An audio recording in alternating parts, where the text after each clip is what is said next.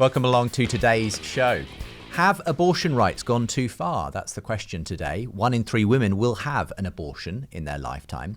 In the USA, Planned Parenthood clinics are the major provider of abortion services. Here in the UK, BPAS, the British Pregnancy Advisory Service, is the leading provider of abortion services. Both the UK and USA are considering changes to current laws on abortion. And today we'll be discussing the rights and wrongs of abortion law and the realities of what goes on inside the clinics. 2 special guests join me. Ann Furedi is head of BPAS and Sue Thayer is a former employee of Planned Parenthood. Ann spearheads the BPAS We Trust Women campaign for the decriminalisation of abortion and the right to abort at any stage in pregnancy. Sue left Planned Parenthood after about 18 years after becoming unhappy about the abortion procedures being carried out. She now campaigns with the pro-life movement 40 Days for Life. Obviously, today's show does deal with very sensitive issues, so we would advise viewer and listener discretion. Ann and Sue, welcome along to the programme. Thank you for having us. Great to have you both with me for this important discussion. Let's have some introductions to you both, first of all. Perhaps we could start with yourself, Sue. You haven't been on the programme before, but you have this story of having actually been very much involved, obviously, in the abortion practice and the Planned Parenthood side of things. Do you want to just explain what your role was and how things developed? Yes, I applied for work at Planned Parenthood in the town that I still live in Storm Lake, Iowa, thinking really that I was helping women. And at that time, you know, they did serve a population that really didn't have another option for health care. Pap smears, birth control, those kinds of things. I was surprised when the interviewer asked me what I felt about their surgical services, because I really naively didn't even understand, you know, what they did. And she said, "Oh, we do surgical abortions at some of our centers." Not the one that I was applying to work in. But I said, I think that's murder. And she said, well, it's not murder unless the fetus is viable.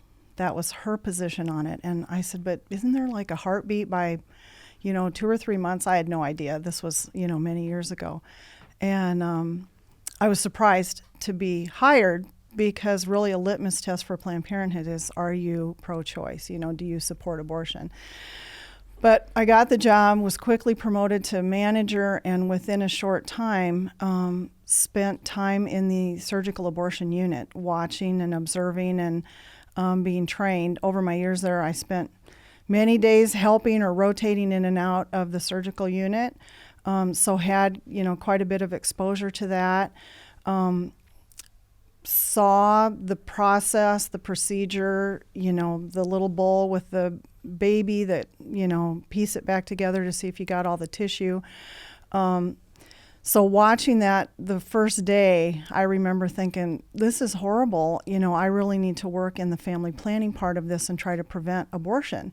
So in a sense, then you felt, even as someone who had severe discomforts with the abortion process, that you could still stay within the Planned Parenthood environment, as it were, because you felt that you could at least do something to prevent abortion. I mean, I was uncomfortable with it. I just seeing it and hearing it, I thought, oh man, this is really graphic. It's hard. But that's what I think made me so comfortable with the family planning part, the birth control. And I did sexuality education for Planned Parenthood all those years that I worked there, taught people how to use birth control, went to schools. Of course, Planned Parenthood uses birth control that's the very lowest dose made, and often fails. So we would have, women come in after they missed a pill, or they did something wrong with their pill, or they just ovulated and got pregnant. Then they would come to us, because it was my job to really make them feel comfortable, with me and with our affiliate, with our services. So over the years that I worked there, I was a part of the abortion end of it. They started doing something called webcam abortion. Just explain what that is. Well, it's the same as chemical or medication abortion. It uses a set of pills that blocks the hormones to the woman and to the baby, and then the baby dies. And then the second set of pills, which is taken at home, starts the contractions, and she has the abortion at home. But this can effectively be done remotely in that Remotely, sort of way. because the doctor, instead of having to travel all over the state to do surgical abortions, she can stay in her office at her computer, and when a woman comes in anywhere across the state, has a pregnancy test, we could say right there, yes, you are pregnant. We can take care of the problem for you today. 45 minutes in and out. All you have to do is take these pills. So it's kind of, for many women, it's a knee-jerk reaction like, oh, I'm pregnant, I don't want to be. So they would take the pills. They provide this service up to day 70, which 10 weeks into a pregnancy, you can actually see the tiny baby.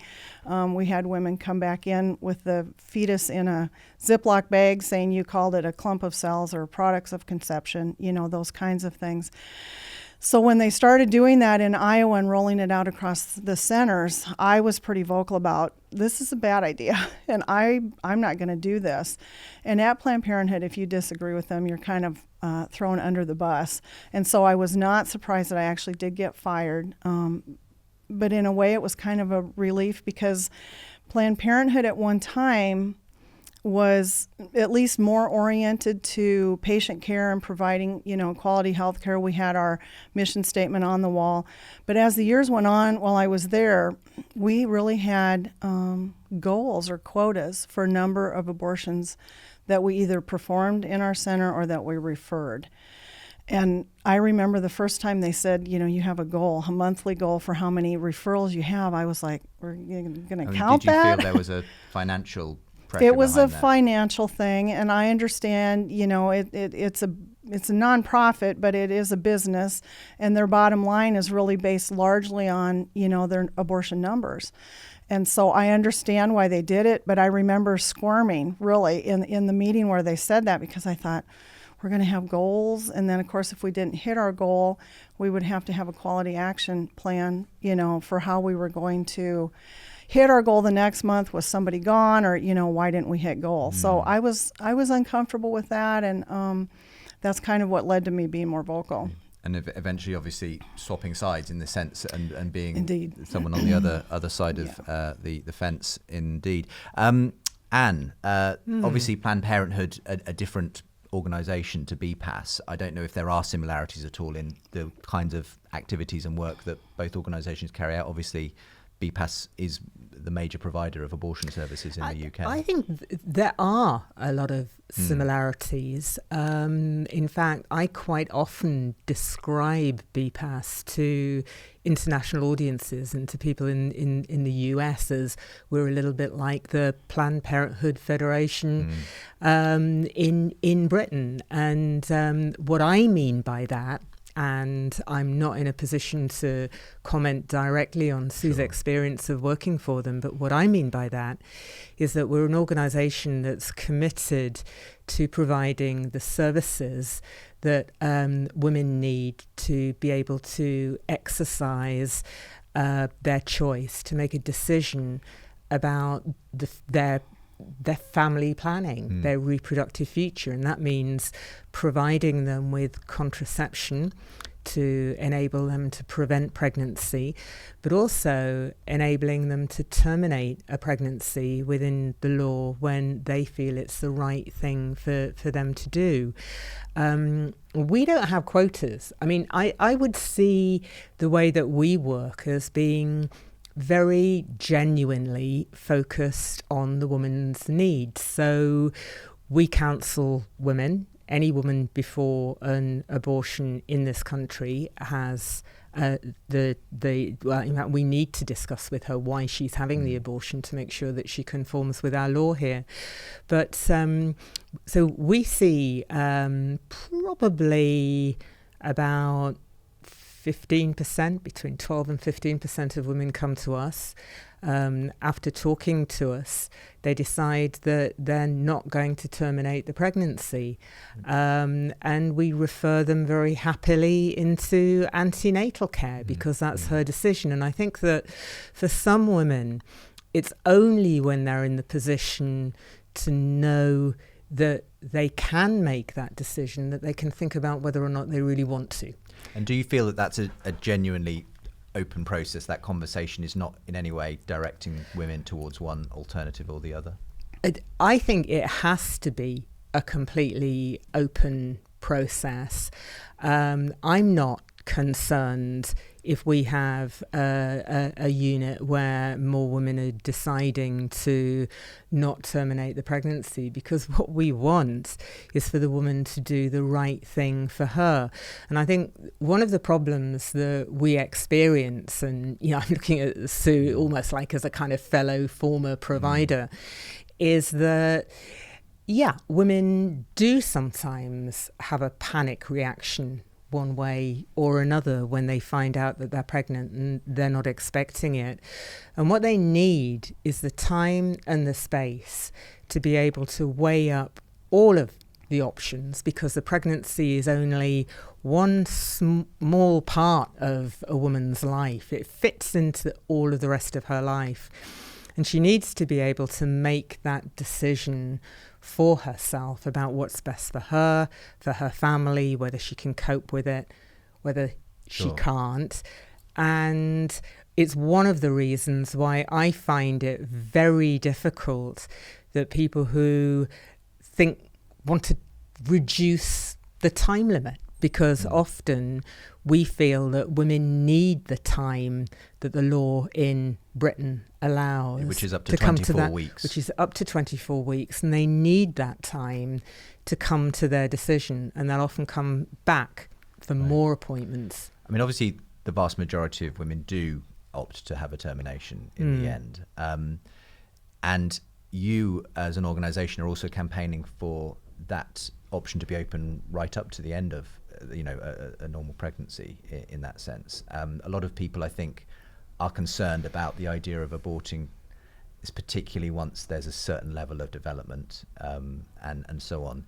Why for you is that not necessarily a concern? Why do you think women should be able to abort freely right up to Okay, well, let me say first of all, the issue really is about taking abortion out of the criminal law. Right. And it's really about separating out, which for me is very important, the moral decisions that people make from the clinical practice of abortion. And I think that the moral decision about whether to continue or end a pregnancy rests with the woman who's pregnant, and indeed the doctor and the nurses who are involved in that. And I thoroughly support people who conscientiously object to being involved in the service and don't want to be. I think that's absolutely right and proper. But I think that's a moral decision.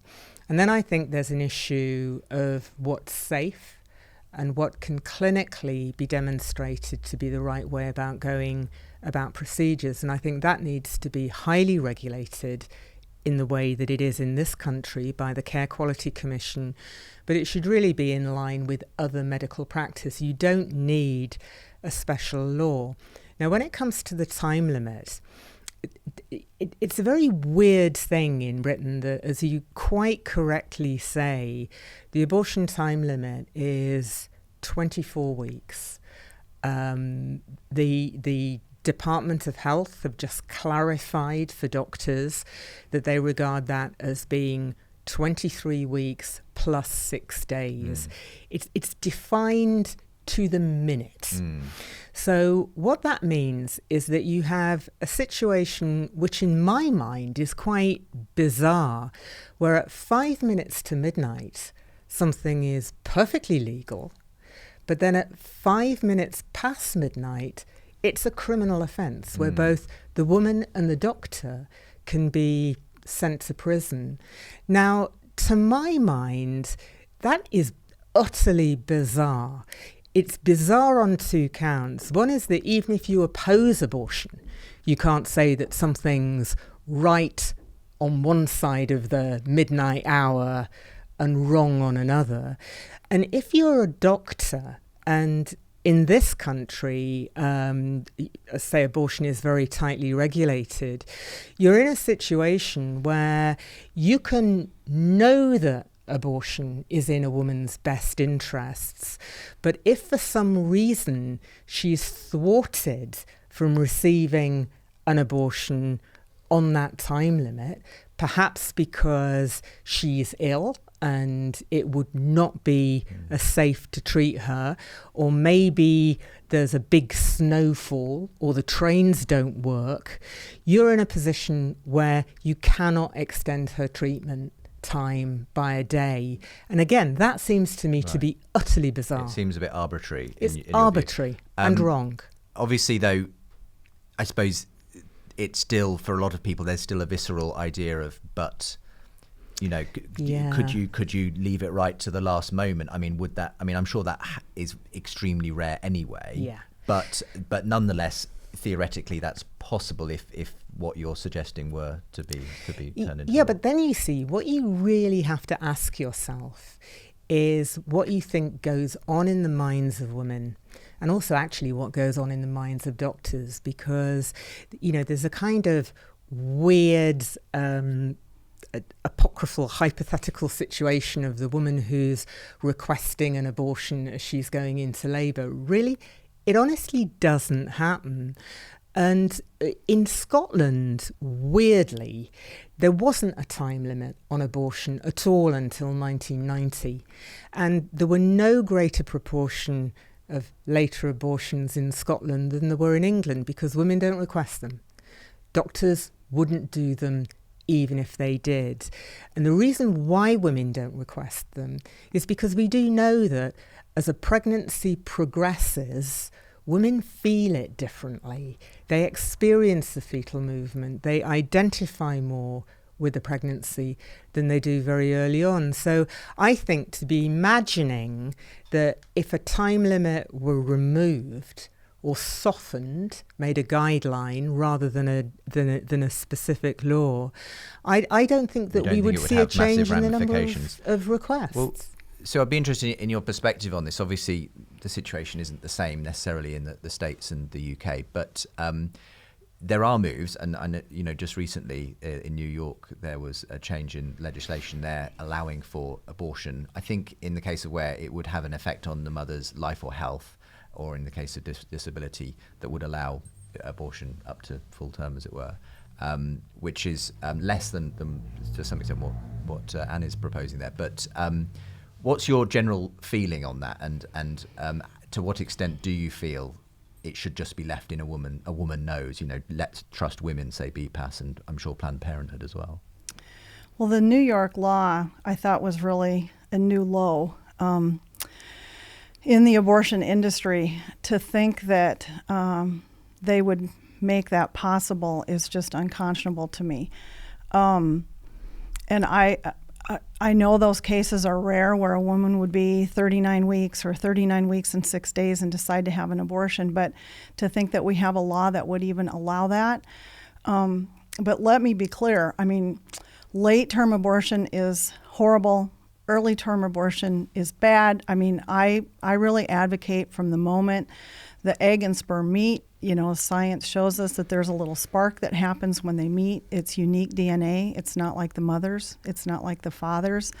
The very definition of life is it growing? Is it changing? And from the moment of conception, it is. And all it needs is time in there. I mean, I've had people say, well, it's not human until it's born, or I mean, all the whole scope of after the first trimester, it's wrong to have an abortion. But the slippery slope just keeps bringing us further down. And this New York law, you know, where they lit up buildings pink to show support of abortion, they actually celebrated this. There were several different tenets to this law, but one of them was that a baby who is born alive after abortion will receive no care.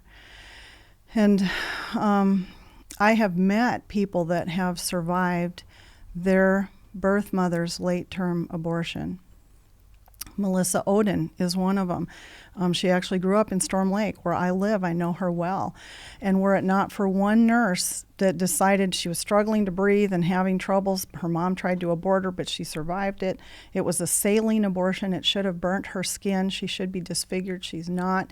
She's beautiful inside and out, and God uses her story in amazing ways. But this one nurse decided to try to save this baby, and she lived. And what a story she has.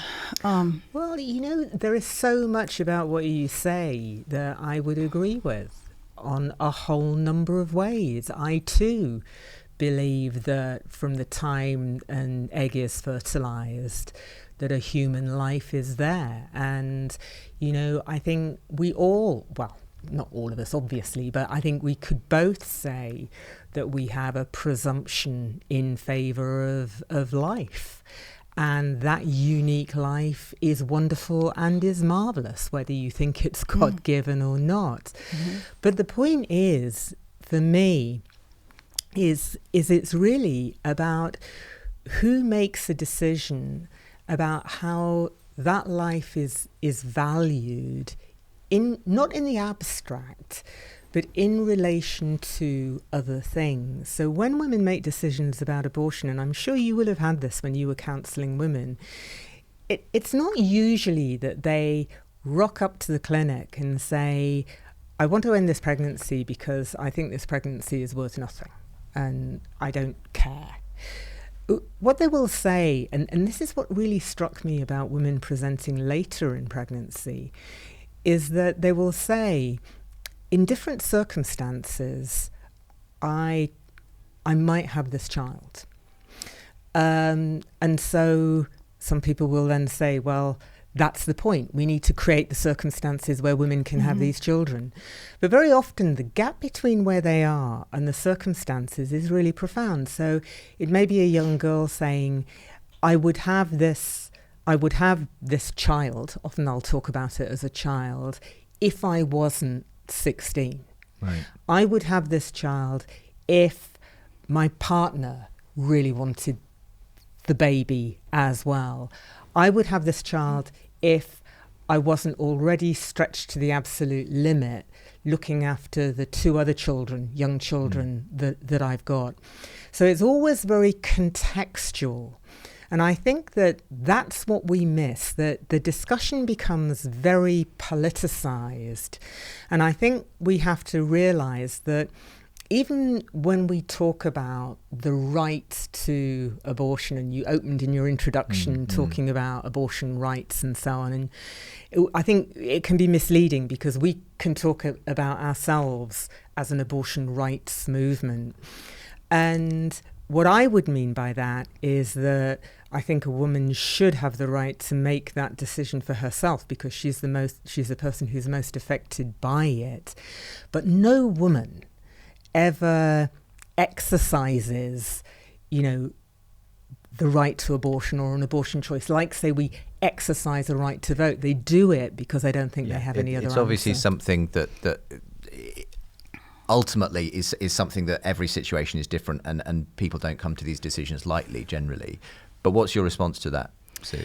I love that we agree, Ann, that, it is a life from the moment of conception, because you don't usually hear that. When I talk with other people in the abortion industry, they don't always believe that.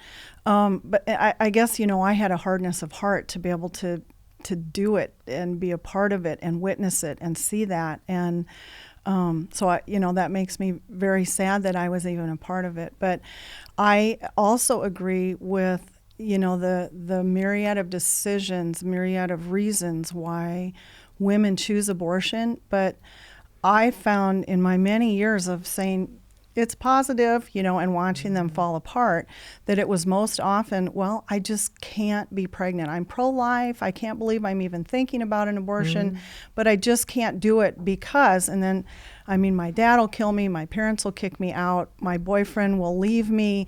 My husband had a vasectomy, so if he finds out I'm pregnant, I'm sure it's the same things here. Yeah, and I have a great empathy, for the women that face that situation. But I have such a unique perspective of having done the abortion industry in a small town. And for many years I did that. I will still have women come up to me today and say, do you remember me? You helped me get an abortion. And it gives me pause because I think, is this going to be good or bad? And they will often say, I regret it every day, and my heart sinks. And, I've had women come up to me and say, I almost had an abortion. Here's my child. Do you remember me? And I'm like, oh, thank goodness, that they are pleased with their decision. But I have never had a woman come up to me and say, I almost had an abortion. Here's my child. I wish I would have done it. It's interesting, I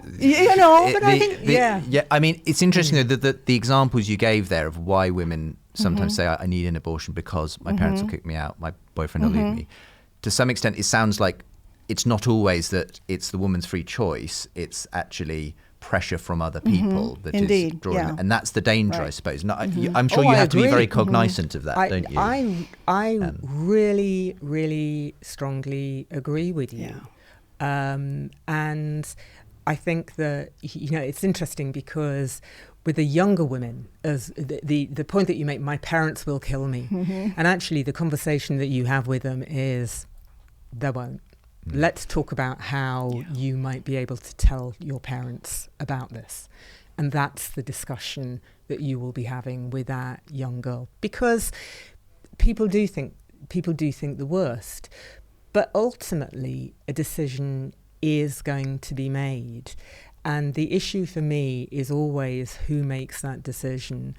And to me, that's actually about people living with the decisions that they make. Do you find that sometimes women do make those decisions without informing the partner or any other relative? It's really interesting. It's a very, very interesting question because I actually think things have changed enormously. For us, most of the women that we have who come along to BPAS will come with their partner. And they want their partner to be involved in the discussions and in the counselling. I'm sure it's the same in the US. One of the things that we always have to do, and we do this, and sometimes couples aren't happy about it, is to see the woman on her own at some point to make sure that she isn't having her arm twisted. And where I think that, it's interesting because in terms of ethical discussions and so on that come up around abortion, I'm very interested in talking to people about the ethics of it. And I would have thought that the ethical issues that nurses and so on most confront would be around the later term or around fetal abnormality. And I had an interesting discussion recently where someone was telling me that the most difficult are when perhaps you will have a young girl. She's with her parents. The parents will say, she definitely wants an abortion. She doesn't want any of the counselling. She definitely wants to be having an abortion. Then we will have the young girl on her own and say, you really sure this is what you want to do? And she says, well, actually, no, I'd really like to have the baby. So then you've got a situation where you've got a 14, 15-year-old girl who is saying she wants to have the baby. The parents who kind of understand practically that they're going to be taking responsibility for it, and you're sort of in the middle. Now, I have to say, in our service, we are very firm. There is no way that anybody has their pregnancy terminated unless that is what they actually want to have happen, even regardless of whether or not you think it's the right decision. We're going to have to go to a quick break and we'll come back to Sue to continue this conversation today. Have abortion rights gone too far? We're asking on the programme today. This is Unbelievable, where we will bring different points of view together every week for dialogue and debate. And we'll continue the conversation in a short moment's time. For more conversations between Christians and skeptics, subscribe to the Unbelievable podcast. And for more updates and bonus content, sign up to the Unbelievable newsletter. 1 in 3 women will have an abortion in their lifetime, and we're talking about whether abortion rights and laws have gone too far or not far enough. Both the UK and the USA are considering changes to current laws on abortion. And I'm joined on the show today by Ann Furedi from BPAS, the British Pregnancy Advisory Service, who are the major provider of abortion services here in the UK. And also Sue Thayer, who was formerly an employee of Planned Parenthood, sort of to some extent the equivalent of BPAS in the USA. But she left that organisation, now campaigns on behalf of the pro-life movement, 40 Days for Life. What's your experience yourself from a Planned Parenthood perspective, Sue, of the pressures that are involved on women coming in looking at having an abortion? Do you feel like they were given all the options that are available for someone who's in the position of finding themselves with an unwanted pregnancy? Well, I would definitely agree with what Ann said about a lot of times parents will be the coercion behind a teenager having an abortion. Numerous times in my years there, friends and neighbors would say, my daughter's pregnant, fix this, thinking that we were going to somehow tie her down and, do an abortion or whatever. But also understanding that they would probably assume some responsibility for that child. So I think that happens more than people realize. But, it sounds like here you are very open about options, but Planned Parenthood has like a way of really selling abortion. We were given through a donation from Warren Buffett, little 4D state-of-the-art ultrasound machines when we started doing webcam abortion. And they had this screen, of course, and I remember the first time I saw a baby on there, you could see every detail, and it was so awesome. And I remember thinking, this is so different than it was when I first started working here, when it was really just kind of a blob. You couldn't really see much, and you could see the heartbeat, but not until like 20 weeks or more. But these little 4D state-of-the-art ultrasound machines, we could see a heartbeat like 6 weeks, or less on a mom. And they had screens, of course, where it would show the image of the baby. And I remember when the delivery guy brought ours to Storm Lake, and I knew at this point that I was probably going to either quit or be fired, and he wanted to show me how this ultrasound machine worked. He was very excited about it, and I was like, no, I don't even want to know. Well, he insisted, so I went back, and he's showing me all these buttons that look like a control panel on a jet. There was all these things, and I thought, oh, it's very complicated.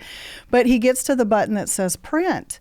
And he stops, and for the first time our eyes met, and he said, I bet for what you're going to use this for, you don't print a picture of the baby, do you? And I said, no, Planned Parenthood does not print baby pictures from ultrasound scans.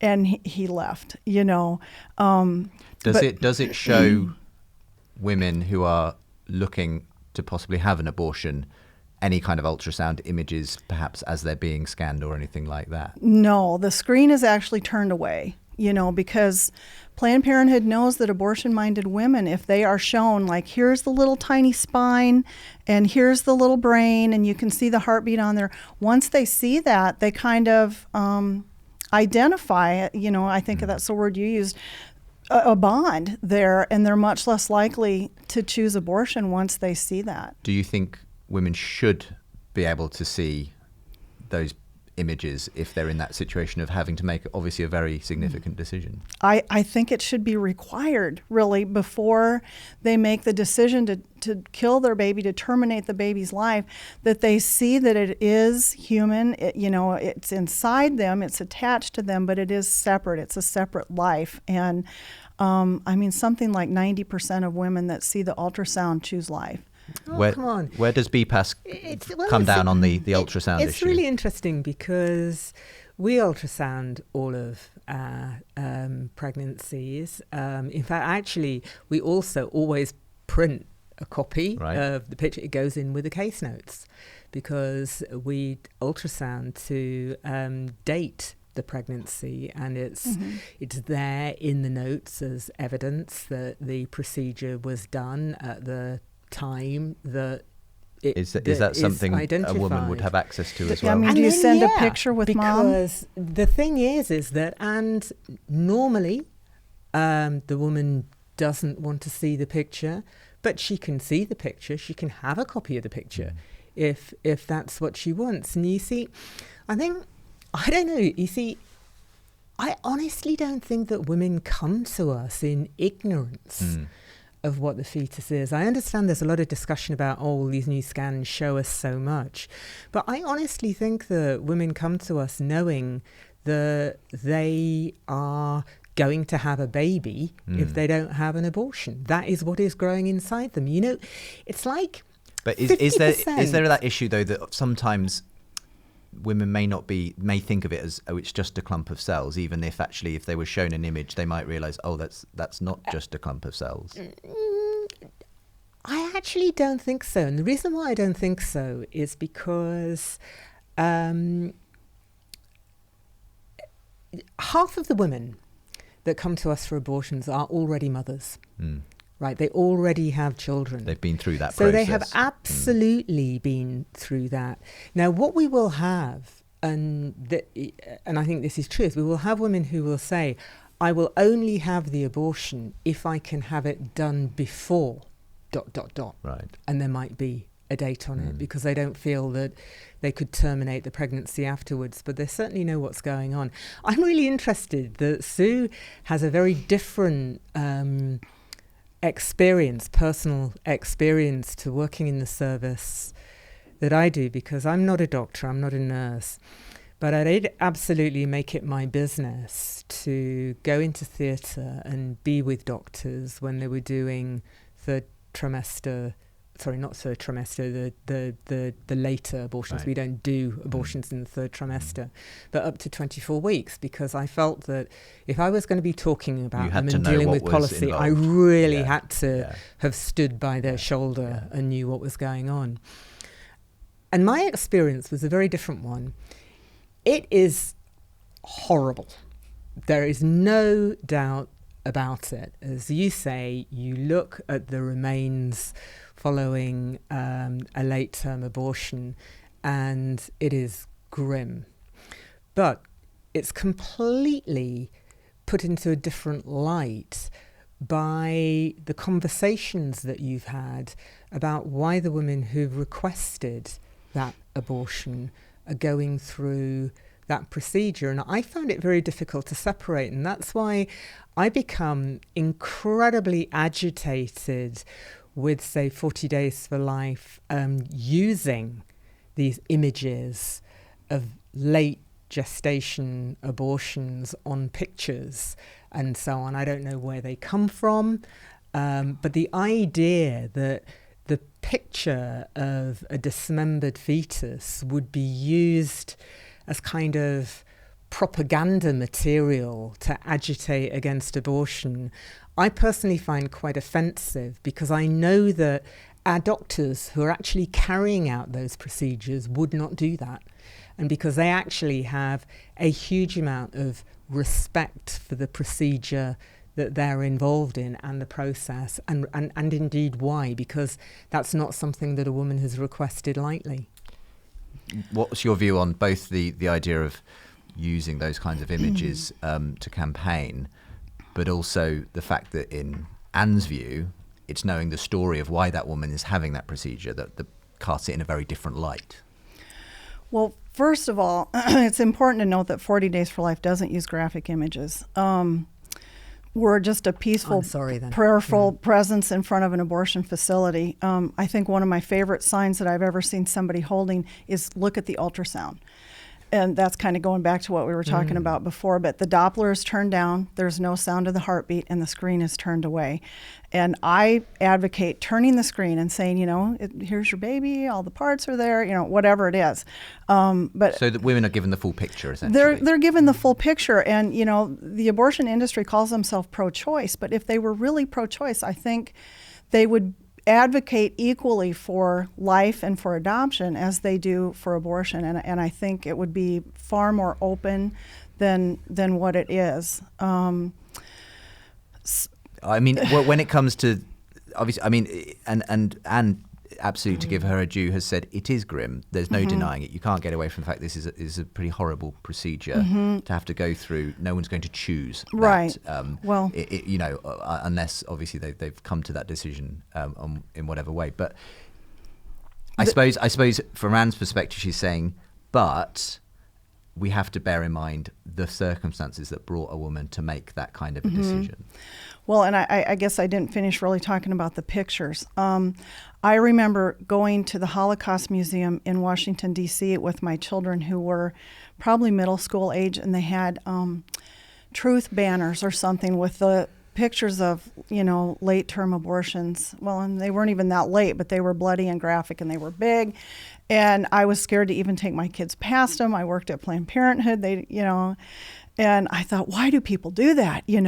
We used to have this truck called the Truth Van, and it would drive around Iowa, and it was like a panel truck, and it had those big pictures. And we actually we were frustrated by it, but in a way we liked it because it looked like the crazy pro-lifers were over the edge, when that would pull up, and women were troubled by that, But on the other hand, what the abortion industry is so grim, so graphic, so horrible. I do think that people need to be informed and understand. You've used that term, abortion industry, a couple of times. How do you feel about that, the way that that's being cast, Anne? Well, I think that it's cast in that way quite deliberately because Sue's against abortion in all circumstances, and she can't understand, or she doesn't agree. Let me say, she doesn't agree that it's possible for a service to be provided that is genuinely with women's interests at heart.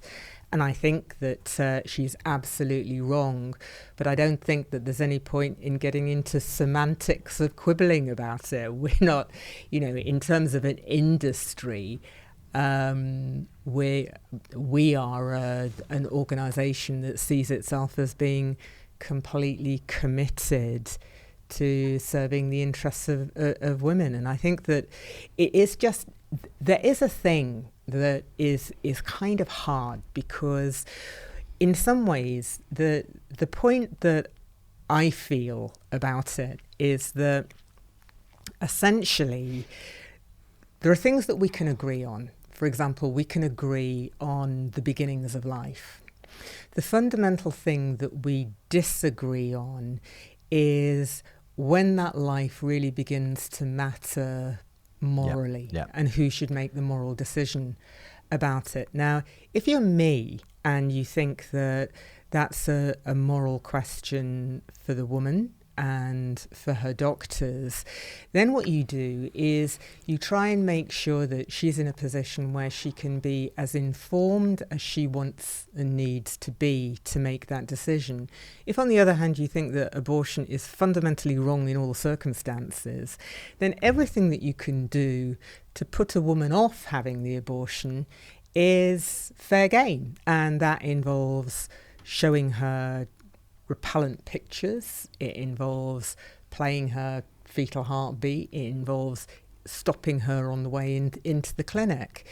And I can completely understand that. If I thought that abortion was murder, then I would be employing every tactic. In fact, if I honestly thought if I thought BPAS does 70,000 abortions a year, and we're actually proud of the work that we do, because I see that as being 70,000 women that we put in a position to do what they want to with their lives, including having future families. If you might see me as being responsible for the murder of 70,000 women, but really, because if you really thought I was responsible for the murder of 70,000 people, I don't think we'd be debating in this particular way. I think it would be a very different thing. How do you approach it? And I suppose bearing in mind also that if the statistics are correct, 1 in 3 women will have an abortion in their lifetime. Many women listening to this show are going to have been in that position, and that is a big weight to put on someone to say that was murder. Well, I think that probably what was done in Nazi Germany was debated And it was all perfectly legal. But was it right? No, it was not right. A woman going into an abortion facility is not going to want to see an image of the baby because she's made up her mind, she's going to have the abortion. She doesn't want to have anything change her mind. She wants to get it done and get out of there and move on with her life. And, the idea of helping women, we may be helping them conveniently get rid of, a pregnancy, a baby, but what is being done in there, is wrong. And I've been in there. I mean, I understand women's, dilemma. I get that. The church needs to step up and help women more and be supportive and be a part of the solution. But I do what I do now really because God has touched my heart and I'm a born again Christian. And so I think all abortion is wrong because we're made in God's image. And I've been on the side where, that's religious and it's, it doesn't apply to me and whatever. But just because you don't believe it doesn't make it any less true. What do you do with women, though, for whom effectively you're saying this was a murder, this was a life taken away in that sense? Because that does, I imagine, create an enormous emotional pressure and so on women. Well, I've done and said really unspeakable things. I've said things like, how much are you going to be able to pay today towards your pregnancy test? And they would typically say nothing. So my response would be, well, how are you going to take care of a baby then? Have you priced diapers? Do you know how much a car seat costs? Things like that, so that we could get their paperwork done, get the appointment scheduled, and get them in for the abortion. I misguidedly probably thought, well, I'm helping women, and this is a way that they're going to get out of this bad situation and they can go on with their lives. But, something you said, Ann, 50% of them are already mothers. Every woman that has been pregnant is a mother. Whether they deliver a full-term baby or they have an abortion at 5 weeks, they're still a mother. They've been a mother, and there's going to be a baby in heaven for them, someday if they make it there. But it is just not for anybody else to say who lives and who dies. The laws that say if there's a fetal abnormality, an extra chromosome, we should just abort it and try again. It's so interesting because you have a very, very clear view on this that's informed by your faith and your own personal beliefs. And I have to respect that. I disagree. I'm not a Christian. I have a very secular view on the world, but I can respect your faith and I can understand why, therefore, the approach that you have fits entirely within that. But really, all I feel is that people who don't have that view also need to have their position respected. And I think that where I find it very difficult is the assumption that everyone in their heart, every woman who's having an abortion, there is the truth that you have that they will eventually come to. I understand that that's part of your belief system, but it really isn't to the majority of the women that we see who don't see themselves as future, don't see themselves as mothers currently. And I really strongly believe, I agree with you actually when you say that just because something's legal doesn't make it right. With respect to the abortion law, one of the reasons why we're campaigning for the decriminalisation of abortion and the We Trust Women campaign is because we actually think it is wrong for politicians to say that someone who is 24 weeks and 1 day, who feels that they need to have an abortion and whose doctor feels that they need to have an abortion, shouldn't be allowed to have one because the law says that they can't. I think there are laws that can be wrong. But I also think that I value lives in different ways. And I think many of us value lives in different ways. And I become incredibly offended when people use comparisons between the work that we do in our clinics and the Holocaust, or indeed Nazi Germany, because I think that the rounding up and the terror and the genocide that went on in Nazi Germany is incomparable to the experience of an abortion. I think the death of something, I'll call it a death, I think the death of something that does not even know that it's alive is manifestly different from driving people who have lives into the gas chambers. And it offends me that so many people do not seem to draw that distinction between that unformed life in the womb and what we really are as people afterwards. You know, we're more than DNA and flesh and bones, Well, I believe. You know, part of, as I shared, I'm a born-again Christian, and that's why I do what I do, leave my children and do things like this. But if you could put that faith that I have in a box, which is not possible, but set it aside, I would still be pro-life. You know, I carry these little babies with me to remind me of why I do what I do, but this is a 7-week baby. The baby's facial features are visible, including mouth and tongue. For the camera. The eyelids have begun to form. The major muscle system is developed. The child has its own blood type. 100,000 new brain cells are formed every minute. The heart is beating 140 to 150 beats per minute, twice as fast as mom's. The baby is an inch long and weighs 1/4 of an ounce. I wonder, Ann, I mean, I know you have a lot of experience in the abortion industry, but I have watched an ultrasound-guided abortion, and, you know, you say it doesn't have awareness, but when that vacuolette is inserted through the cervix into the uterus, that baby jerks away because it feels that touch, just the touch of it.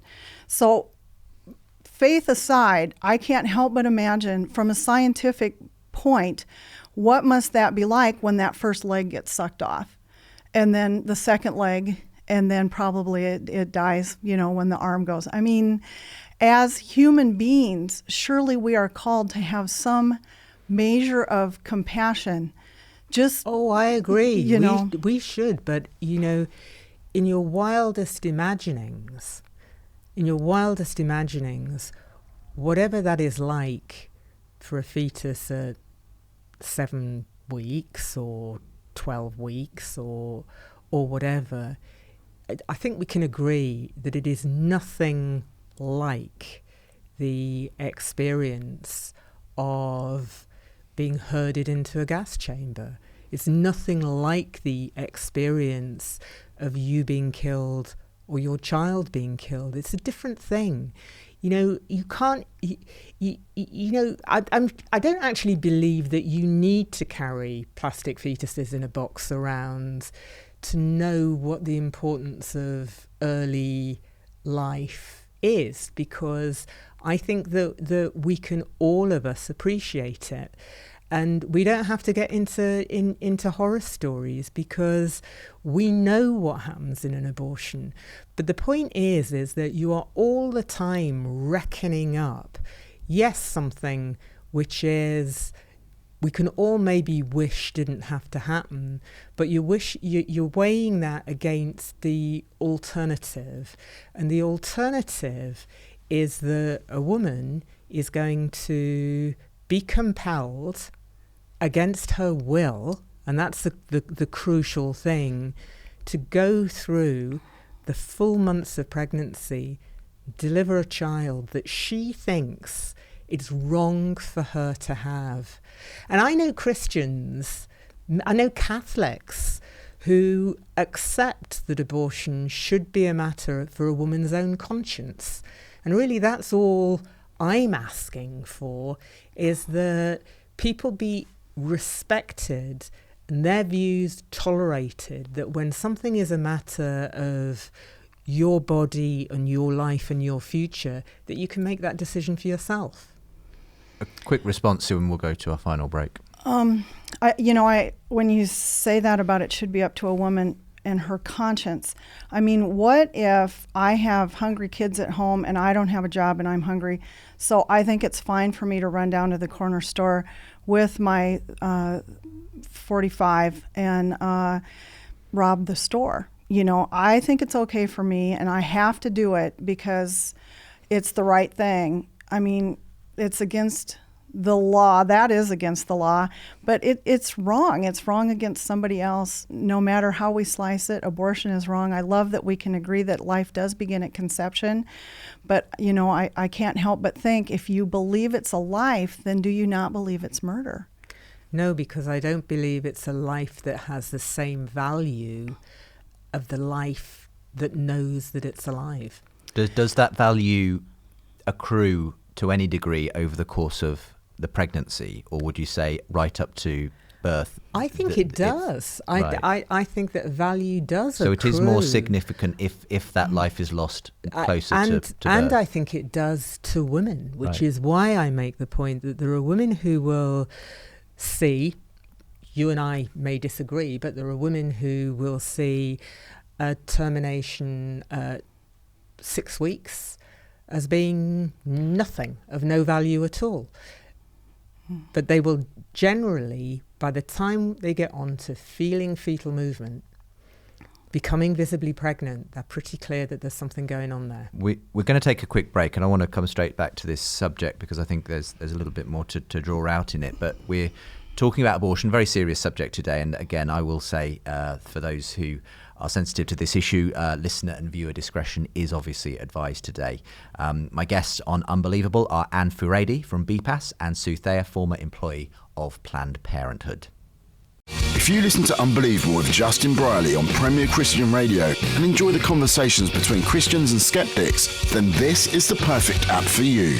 For the latest updates, podcasts, videos, articles, bonus content and much more, download the Premier Unbelievable app today.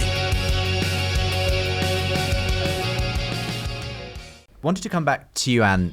In that last section, you were saying there is ultimately, it does make a difference how developed the life in the womb is, and so on, to the woman and obviously to the baby in the womb, and the doctor. So these are not easy issues, and you obviously see the context. You don't see these in any sense as easy decisions to make. Now, this is in a sense one of those slightly abstract moral questions, but there are people who would say, but if you can see a possibility of abortion happening, whatever the circumstances, up to the point of delivery, why not beyond that point? What's the difference between the baby being in the womb and the sort of the journey out of the birth canal and then being out of the womb, when suddenly all of the force of British law and US law, I would assume as well, come into force, and suddenly that child acquires a whole set of rights that it doesn't have inside the womb? A lot of people, rather like you seeing this arbitrary distinction at 24 weeks, would say, well, why the arbitrary distinction at birth? Why? I think it's a really excellent question. I think it's a really difficult question. And it's something that I'm really struggling with myself, actually, to think about how to explain this. I'm doing a second edition of a book I wrote on the moral case for abortion, and this is one of the points that I've been challenged with, and I'm really trying to get together to do some thinking on it, because clearly from the fetal perspective nothing changes. No, only the location. It's simply a matter of geography, and that doesn't matter to the fetus any more than, as you quite correctly say, my 23 weeks and 6 days, or 24 plus days 5 minutes. plus 5 minutes. Nothing has changed from the point of view of the fetus. But from the point of view of the woman, everything has changed. Because what happens is that once that baby is born, it's possible for whole teams of people to become involved with the maintenance of that life and the looking after that baby, without it in any way impacting on the life of the woman. Whereas before that delivery, then there is nothing that anyone can do to impact on the life of that unborn baby without they can affecting the life of the woman at some level. And that's something that in Britain, I think it's a little bit different actually in the States, but there's lots of discussion around should a woman be forced to have a cesarean section if that is going to benefit the baby that would be born following it. And in Britain, we have a really strong sense of the value of bodily integrity that says actually, even if a cesarean section will save your baby's life, unless you consent to it, it cannot take place. The bodily autonomy of the woman. So the bodily autonomy of the woman is something that is seen as more very important in that sense than. And I think when it comes to abortion, that is a very, very important principle. And that's for you where you find yourself with this question mark of the location of the baby being in or out. I think once it's born, once it's out of the body, we no longer have an issue of the woman's bodily autonomy. Right. What's your response to that way of trying to square this moral dilemma about whether it would make just as much sense to kill a child outside of the womb as within the womb? Well, I think this is the slippery slope where we end up, with the governor of Virginia saying we keep it comfortable while we decide what to do with it, basically. And because this does happen effectively, as you were saying earlier, in abortions that yes, don't the percentage of women that have late-term abortions because, of fetal abnormalities is very small. It's a small percentage of it. But when we get to the point where we're talking about it doesn't have awareness, so is that okay then to abort it or, kill it? Soon then we're going to be talking about people in nursing homes or people that have had an accident and are in a coma for a week. They may not wake up. Should we just disconnect them? And as loving, caring humans, which I know we all are. Ann, I respect you, but at what point do we draw the line? And when you said, you're 5 minutes before 24 weeks or you're 5 minutes after, I think the struggle there is the further it goes on, the more difficult it is, the more pain is involved for the child. And but do you not think though that maybe I'm naive, right? But what I think when I talk to the people who I work with, what I see are people who are trying to help people to sort out their problems and are trying to do the best for absolutely everyone who's involved. And when I talk to doctors who work in either antenatal care or neonatal care, and sometimes these are the same doctors actually who are involved in neonatal care, the care of very premature babies and the care of women who are terminating pregnancies. And what they're really trying to do is to have an all things considered, on balance view of what is the best thing for everybody involved. And one of the things that I've come to conclude is that fixed rules and laws really don't help. So when, for example, you talk about the keeping the baby warm till we decide what to do with it. So in Britain, there's been a huge amount of discussion about how very premature babies are dealt with. And we've ended up with all kinds of guidelines that basically says, well, if it's this many weeks, you try and resuscitate because there's a presumption of life. If it's under that, you don't.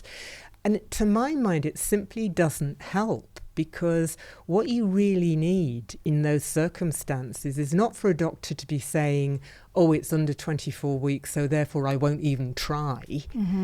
You want the best thing to be done on the basis of the clinical judgment. And I think doctors will make heroic efforts when they think it's the best thing. That's a slightly different scenario, obviously, where there's a premature birth that was wanted. But in the scenario of an abortion that hasn't effectively worked, and the question is, should the medical staff try to sustain the life once it's outside of the womb, or should they simply ignore, in a sense, keep it warm until it passes away?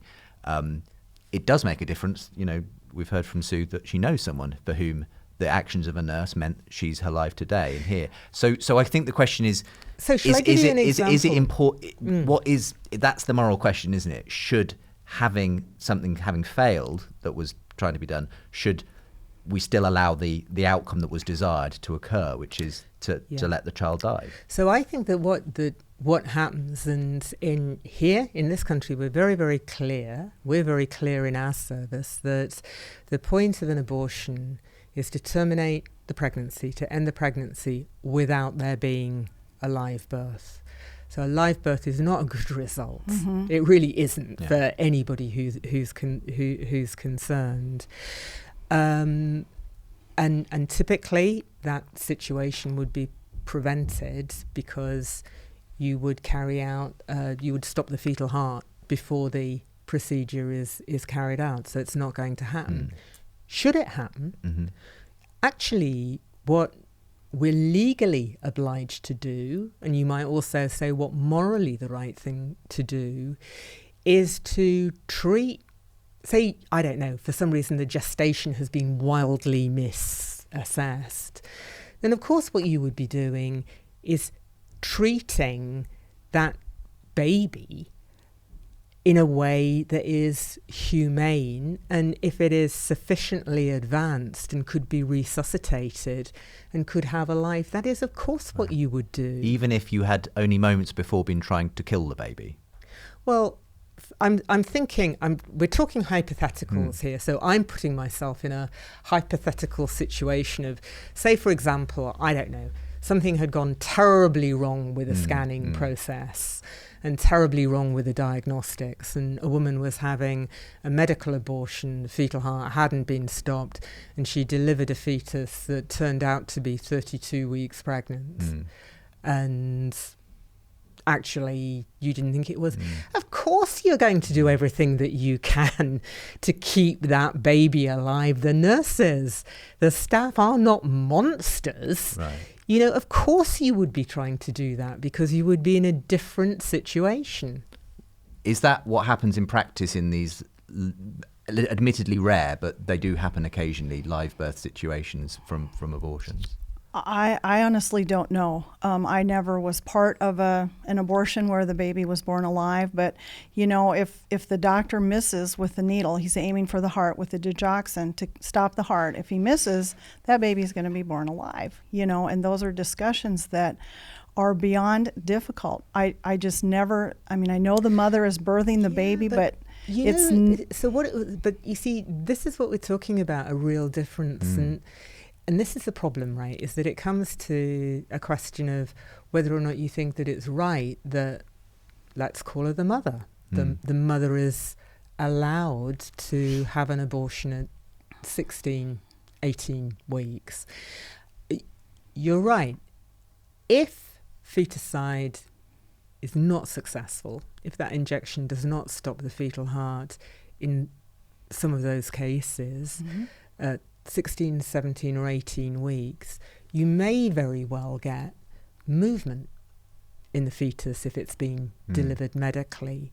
Now, that is not going to mean that there is the possibility of continuing life, because there's frankly no possibility of a baby that's been born at that gestation surviving for long outside the womb. So of course what the nurse would do in that situation is to do everything possible to keep it warm, keep it comfortable, and so on, and indeed to manage the mother, because that is a horrible situation for everyone involved. But your conclusion would be, so that only goes to show that women at that gestation shouldn't be allowed to terminate their pregnancy, whereas my response to it is, that woman should be allowed to terminate that pregnancy. And as a service, it's our job to do everything that we can to make sure that that situation isn't created. So it's a fundamentally different view depending on whether or not you think abortion should be allowed or it shouldn't. Yeah, absolutely.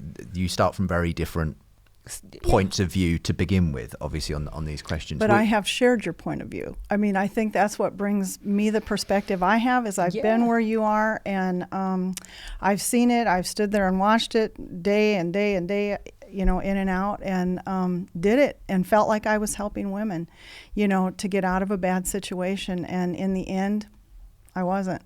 We're going to have to start to draw things to a close. I'll give you both an opportunity just for a final thought and reflection on what we've discussed today. And thank you both for your honesty and willingness to engage with each other with very different viewpoints, graciously and obviously. But yes, Anne, do you want to kick us off? I think it's fabulous to have the opportunity to have this kind of a discussion, because I think it helps us both to understand the differences. And, I would just say that it's interesting that we can both work in the same environment and then draw such very different conclusions from it, because my experience in the 15, 16 years that I've been involved in this now is that the more I meet clients, the more I talk to nurses, the more convinced I become that what we're doing is right.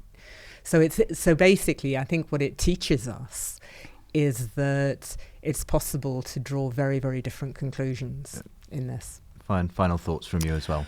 So I guess I would just say again, I've been in the abortion industry. I understand where you're coming from. I really do. Abortion workers are certainly not the enemy. When 40 Days for Life goes and prays outside of an abortion facility, I know it causes rancor inside because, there's people out on the sidewalk praying, but a prayerful presence in front of an abortion facility is a good thing, and many lives have been saved because we've been out there. But I'm thankful for the opportunity, to be able to talk about it and visit. And I do respect you. I'm glad you came, and we had this opportunity. So thank you for being here. Thank you. Thank you so much, Anne and Sue, for being with me on the show today.